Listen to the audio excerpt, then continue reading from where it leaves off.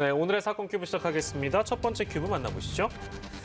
큐브의 키워드는 누가라는 키워드를 가지고 왔습니다. 열린민주당 서울시장 후보인 김진애 의원의 비서가 지난 주말 음주운전 방조 혐의로 입건된 사실이 확인됐습니다. 단속 과정 중에 음주 측정을 방해해서 공무집행 방해 혐의와 음주운전 방조 혐의로 입건됐습니다. 네, 경찰은 운전자를 바꿔치기 한 정황도 있다고 보고 수사를 이어가고 있습니다. 이호영 변호사 계속해서 함께하시고요. 김수민 시사평론가 오셨습니다. 어서 오십시오. 네, 먼저 혐의부터 좀 짚어볼 텐데 앞서 말씀드린 대로 공무집행 방해 혐의와 음주운전 방조 혐의로 입건이 됐습니다. 아마 입건된 배경이 있을 것 같은데요. 왜 이런 혐의로 입건이 됐는지 짚어주신다면요. 네, 그 6일 오후 10시 반경에 이제 광명시 밤일마을 앞에서 발생한 사건인데 네. 지금 경찰이 음주 단속을 하고 있는데 음주 단속하면 이제 이렇게 딱 그 정지할 수 있게 다 라인 쳐놓고 하잖아요. 예. 근데 그 음주 단속 지점 30m 앞에서 차가 멈춰서니까 경찰들이 달려가서 이제 측정 요구한 거예요. 예. 그랬더니 이제 운전을 한 것으로 보이는 여성은 이제 음주 측정을 바로 이제 하지는 못했던 것 같고 예. 조수석에 앉아 있었던 이제 40대 수행비서 A 씨가 이제 경찰을 이렇게 밀면서 막 강하게 항의를 했다라는 거거든요. 그러면 이렇게 음주 측정이라는 게 공무집행인데 예. 공무집행을 방해했으니까 당연히 공무집행 방해죄가 적용될 수 있는 거고 예. 그리고 옆에서 이렇게 음주운전하고 있는 것을 알면서 예.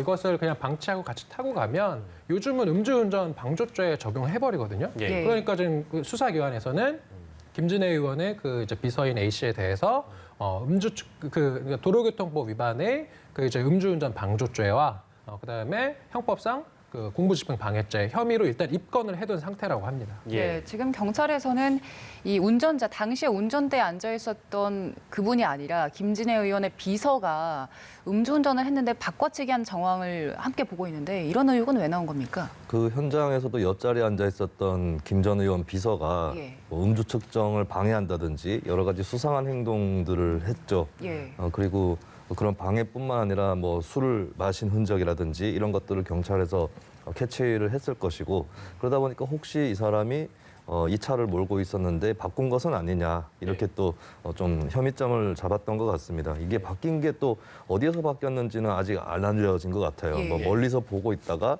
경찰이 단속을 하고 있는 걸 보고 바꿨는지 아니면 애초에 이제 그 전에 뭐 다른 단계, 그 전 단계에서 바꿨는지 이 부분은 좀 알려져 있지 않은 것 같고 이 차가 누구 소유의 차인지 이런 것도 언론 보도로는 아직 확인이 안 되는 것 같아요. 그래서 어떤 인과관계를 분명하게 좀 저로서는 예측하기는 어려울 것 같은데 근데 이제 분명한 거는 그 전에 어떤 CCTV라든지 이런 자료들을 통해서 처음에는 이 사람이 그러니까 비서가 운전을 하고 있었다라고 하는 경찰에서 그런 혐의점을 잡고 이제 좀 그 정황들을 파악을 해 들어가고 있는 것 같습니다. 예.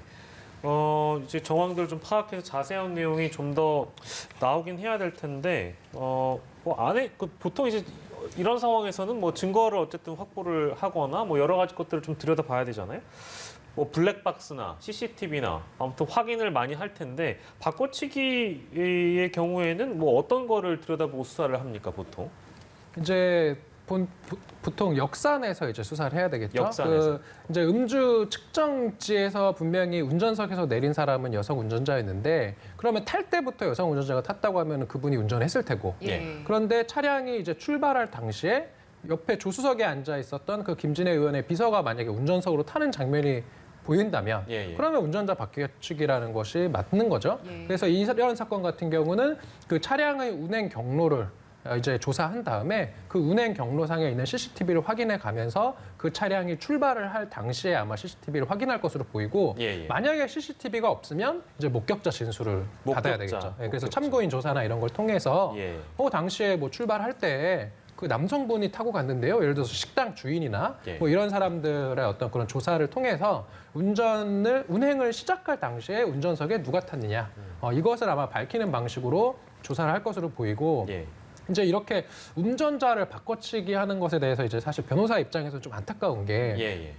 그걸 하면 안 되는 거거든요. 왜냐면은 예를 들어서 안 하고 그냥 적발됐으면 보통 요즘 이제 뭐 이런 말 하는 게 적절한지는 모르겠지만 초범 같은 경우는 예. 아무리 윤창호법이 시행되고 한다 하더라도 아직 일선 현장에서는 음주 초범 같은 경우 뭐 0.03에서 0.08이라고 하면 예. 그 형량 자체가 그렇게 높진 않아요, 아직도. 1년 이하 예. 보통 벌금 뭐 한 300만 원, 500만 원 이 정도 나오는데 그걸 그냥 내는 게 차라리 낫고 깎으실 반성할 일이지. 예. 운전자를 바꿔친다라는 거는 이게 형법상 범인 은닉 도피 교사거든요. 예. 그러면은 법정형 자체가 그렇게 높지는 않은데 이거는 일선 수사 기법상 이렇게 운전자를 바꿔치기 하다가 적발되면은 구속 수사하는 게 원칙이거든요. 실제로 영장 발부되고요. 아, 그래요? 그래서 제가 몇 년 전에도 기억나는 게 이렇게 이제 음주 운전을 하다가 이제 적발돼서 운전자를 뒤바꿨다가 이제 그 운전자 바꿔치기로 적발이 돼서 예. 범인 도피 교사 혐의로